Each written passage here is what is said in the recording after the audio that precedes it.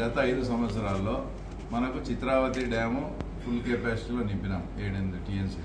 పైడిపాలెం కూడా దాదాపు 4.5 నుంచి 5 టీఎంసీలు నింపినా కూడా ఒక్క ఎకరాకు అదనంగా కూడా జగన్మోహన్ రెడ్డి ప్రభుత్వ హయాంలో ఏమన్నా నీళ్ళు ఇచ్చినారేమో రైతులకు, దానికి సమాధానం చెప్పమంటే చెప్పరు. లాస్ట్ 5 ఇయర్స్ మీరందరూ గమనించండి, డ్రిప్ మెటీరియల్ అనేది రాలేదని భంగపోయి మనమంతా హార్టికల్చర్ బెల్ట్లో ఉన్నాము. అరటి కానీ, చీనీ కానీ, ఇంకా మిగతా మిరప అన్నిటికీ కూడా డ్రిప్ అవసరము. అంతకుముందు గతంలో చంద్రబాబు నాయుడు ఉన్నప్పుడు 10 ఎకర్స్ వరకు 10-90 అంటే మనం 10% కడితే 90% సబ్సిడీలో వచ్చేది ఉన్నది. అది గత 5 సంవత్సరాల్లో ఎక్కడా కూడా లేకుండా చేశాడు. ఏమనంటే పాత బకాయిలు ఉన్నాయి, అది ఇదని. పాత బకాయిలు ఉంటే అది జనరల్గా రొటీన్ ప్రాసెస్. ఆ డ్రిప్ సంస్థలకు 100 కోట్లు 50 కోట్లు ఇచ్చే కూడా మళ్ళీ ఇస్తామని వాళ్ళు చెప్పినా కూడా ఇవ్వకుండా లాస్ట్ 5 సంవత్సరాల్లో డ్రిప్ మెటీరియల్ లేకుండా కూడా రైతులను సర్వనాశనం చేశారు. తర్వాత ఇన్సూరెన్స్ విధానం కూడా అది ఎవరు నేనే కడతానని చెప్పి అతనే ఒక ఇన్సూరెన్స్ కంపెనీని సృష్టించి ఆ కమిషన్లు కూడా అతనే తీసుకొని ఇప్పుడు కనీసం ఇన్సూరెన్స్ మనం అమౌంట్ కట్టుకుంటే ఆ ఇన్సూరెన్స్ రాకపోతే మనం కోర్టుకు పోయి కూడా తెచ్చుకునే సందర్భాలు ఒక అథారిటీ అని ఉంటుంది.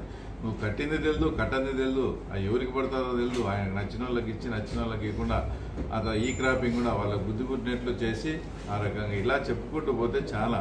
ఇంకా ఈ మధ్య అన్నగారు మన స్టేట్ పార్టీ ప్రెసిడెంట్ గారు చెప్పినట్లు వచ్చి మద్యం కేసు చిన్న లాస్ట్కు వాళ్ళకు చాలా అనుచరుడైనటువంటి వాళ్ళ ఇంటి పక్కనే వచ్చేసి ఉన్నటువంటి డేరంగుల కృష్ణయ్య, అంటే మంగళకృష్ణ అంటారు, అతను కూడా నిన్న ఫేస్బుక్లో ఏ వ్యాపారాలు లేక మా జగన్ సార్ మద్యం సారాయి అమ్ముకునేదానికి కూడా దించి ఆ కుటుంబాన్ని సర్వనాశనం చేశారని అవినాష్ రెడ్డిని, ధనంజయ రెడ్డిని, కృష్ణమోహన్ రెడ్డిని టార్గెట్ చేస్తూ ఫేస్బుక్లో పెట్టారు.